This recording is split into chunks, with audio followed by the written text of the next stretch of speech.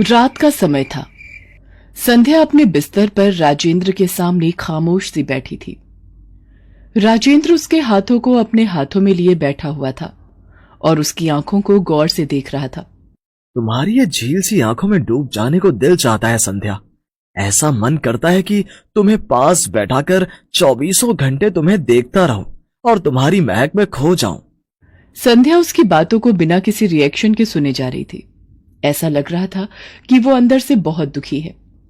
इसे देख राजेंद्र ने उससे पूछा, क्या बात है, इतनी बुझी बुझी क्यों लग रही हो? देखो, हमारे अंदर आग लगाकर खुद बुझी बुझी मत रहो, और बुझी बुझी रहना है तो हमें भी बुझा दो। ये कहकर राजेंद्र ने संध्या को गले से लगा लिया और दोनों एक दूसरे में खो गए और फिर वे दोनों बिस्तर पर सो गए। आधी रात के बाद की बात है। संध्या और राजेंद्र दोनों गहरी नींद में थे। तभी संध्या के दरवाजे पर दस्तक हुई। दरवाजे पर दस्तक देने वाला था अभय सिंह। क्या बात है, लगता है संध्या बहुत ही गहरी नींद में है। क्या करूं मैं पीछे पापड़ वाले रास्ते से जाता हूं और उसे देता हूं सरप्राइज। अभय संध्या का पति है और वो फौज में काम करता है। कई दिनों से उसे छुट्टी नहीं मिल रही थी। संध्या को उसकी इसी बात से बहुत शिकायत है। कुछ दिनों पहले की ही तो बात है। रहने दो जी, आप हमेशा झूठ ही बोलते हो। अरे झूठ नहीं, सच बोल रहा हूं। जल्दी आऊंगा मैं छुट्टी लेकर। 1 साल से यही कह रहे हो आप, लेकिन आपकी जल्दी वाली तारीख कब आएगी पता नहीं। देख, ज्यादा नाराज मत हो। तुझे पता है ना, फौजी का सबसे बड़ा धर्म देश सेवा है। जी पता है, इसलिए तो मुझे आप पर गर्व है। जब कोई मुझे कहता है कि मैं फौजी की बीवी हूं तो गर्व से मेरा सिर ऊंचा हो जाता है।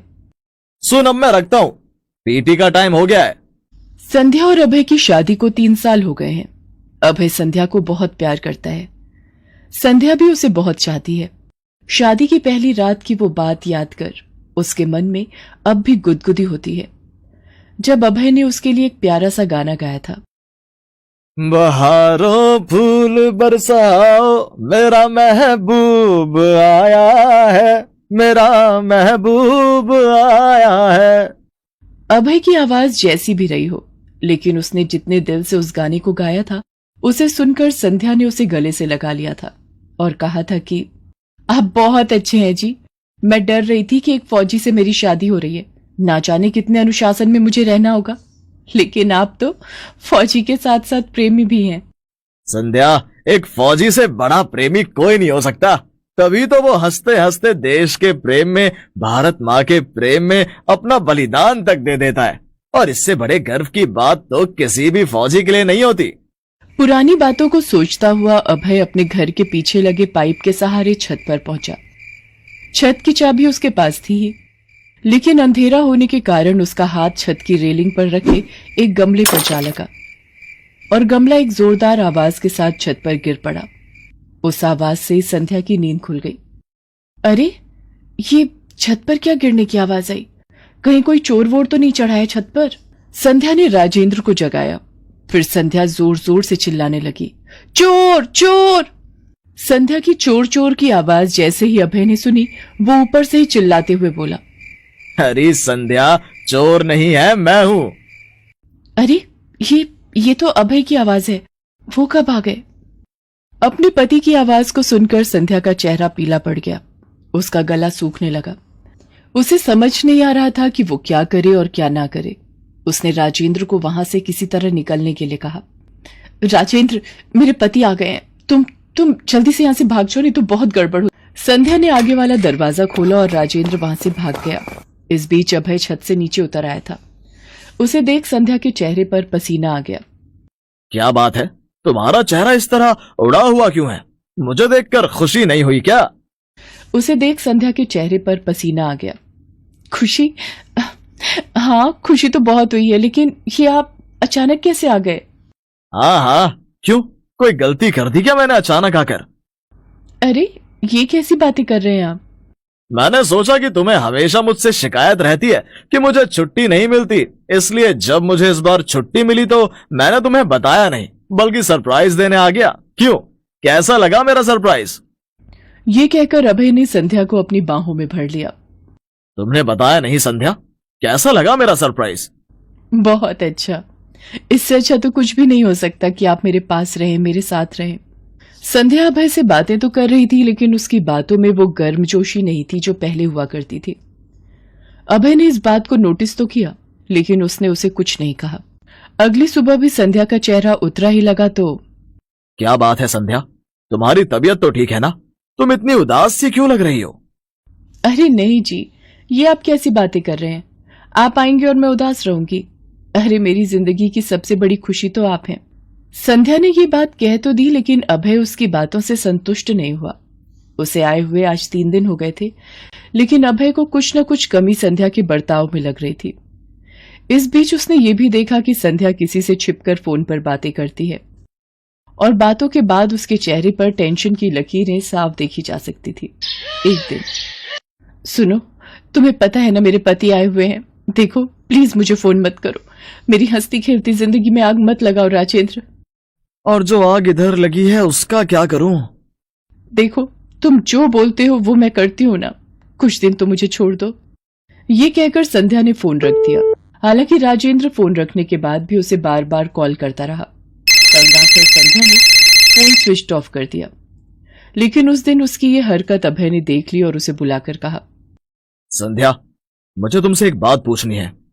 जी पूछिए ना। ये राजेंद्र कौन है? राजेंद्र? कौन राजेंद्र? मैं तो ये नाम पहली बार सुन रही हूँ।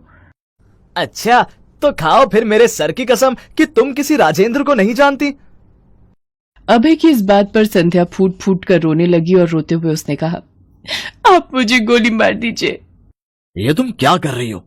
तुम्हें पता है ना मैं तुम्हें कितना प्यार करता हूँ। गोली नहीं मार सकते तो मुझे छोड़ दीजिए। मैं आपके लायक नहीं हूँ। मैं आपको पिछले 3 महीनों से धोखा दे रही हूँ। धोखा? हाँ धोखा, लेकिन मेरे पास कोई चारा नहीं है। मैं क्या करूँ? क्या बात है संध्या, मुझे खुलकर सारी बात बताओ। एक दिन की बात है, संध्या अपने बाथरूम में नहा रही थी। सजना है मुझे सजना के लिए, सजना है मुझे सजना के लिए। लेकिन संध्या को पता नहीं था कि उसी की मोहल्ले में रहने वाला राजेंद्र मोबाइल से उसकी वीडियो बना रहा है। उसे पता तब लगा जब उसके फोन पर अनजाने नंबर से एक वीडियो आया, और जैसे ही उसने उसे क्लिक किया उसके पैरों तले की जमीन खिसक गई। उसके हाथ पैर कांपने लगे। अरे ये तो मैं हूँ। मेरी वीडियो किसने बना ली? वो उस नंबर पर कॉल बैक करना चाहती थी, लेकिन उसे इतना डर लग रहा था कि वो चुपचाप बैठी रही। तभी उस नंबर से उधर से कॉल आया। हेलो। वीडियो तो मिल गया ना? कैसा लगा? कौन हो तुम? आपके पीठ का वो काला तिल जो है ना, कसम से दिल आ गया है हमारा उस पर। ये सब क्या बकवास कर रहे हो तुम? देखो, तुम्हें पता है ना मेरे पति फौजी हैं। हाँ भाभी जी, पता तो है, लेकिन आपको ये पता नहीं है कि मेरे एक क्लिक पर पूरे इंडिया में आपका ये वीडियो वायरल हो जाएगा, और फिर आपके फौजी पति की इज्जत समझ रही है ना आप? क्या चाहिए तुमको? प्यार, डूब कर प्यार। बकवास बंद करो अपनी। भाभी जी, आप बहुत जल्दी गुस्सा हो जाती हैं, जबकि आपको पता है कि मैं क्या कर सकता हूं। राजेंद्र संध्या को ब्लैकमेल करने लगा। न चाहते हुए भी संध्या उसके जाल में फंस गई। मैं क्या करती जी, मुझे कुछ समझ नहीं आ रहा था, और एक बार जो मैं उस दलदल में गिरी तो और भी फंसती चली गई। मैं जानती हूँ कि मैंने बहुत बड़ा पाप किया है, लेकिन मेरे पास कोई रास्ता नहीं था। अरे इतना सब कुछ हो गया, तुम्हें मुझे बताना था ना। लेकिन तुम चिंता मत करो, और देखो मैं क्या करता हूँ। अभय उसी समय अपनी लाइसेंसी बंदूक के साथ गुस्से में राजेंद्र के घर गया और उसने उसकी कनपटी पर बंदूक लगा दी। तू ही वो राजेंद्र है ना जिसने मेरी पत्नी की वीडियो बनाई? उसे तो मैं मार चुका हूं, अब तेरी बारी है। मेरी बारी?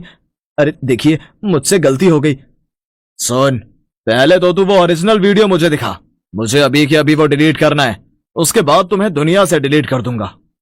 अरे भाई साहब देखिए, मैं वो वीडियो ये रहा, इसे आपके सामने डिलीट कर देता हूं, लेकिन प्लीज आप मुझे डिलीट मत करिए, मुझसे गलती हो गई। जैसे ही उसने वीडियो डिलीट किया, संध्या अपने हाथ में डंडा लेकर वहां आ पहुंची। अरे ये क्या है? आपकी पत्नी तो जिंदा है। बदमाश, तुमने मुझे बहुत तंग किया है, मेरा शोषण किया है, मैं तुम्हें जिंदा नहीं छोड़ूंगी। संध्या ने डंडे से उसकी पिटाई शुरू कर दी और उसे इतना मारा कि उसके बदन की कई हड्डियां टूट गई। मत मारो डंडे मुझे। की मार से वो चीखता रहा, मर चिल्लाता गया रहा। मैं। अभय उसकी पिटाई का वीडियो बनाता रहा। मत मारो मुझे। अरे अरे मुझे छोड़ दो। मुझे छोड़ दो। सुन, तेरी पिटाई की वीडियो बहुत शानदार बनी है। अब मैं इसे वायरल करता हूँ और तू लोगों को सफाइयां देता फिर कि तुझे किसी औरत ने कुत्ते की तरह क्यों मारा। ये कहकर अभय और संध्या दोनों घर लौट आए। उस शाम पूरे शहर में राजेंद्र की पिटाई का वीडियो वायरल हो गया था और वो किसी को कुछ बता भी नहीं पा रहा था कि आखिर उसे क्यों मारा गया, क्योंकि अगर वो सच बताता तो लोग भी उसे पकड़कर खूब मारते।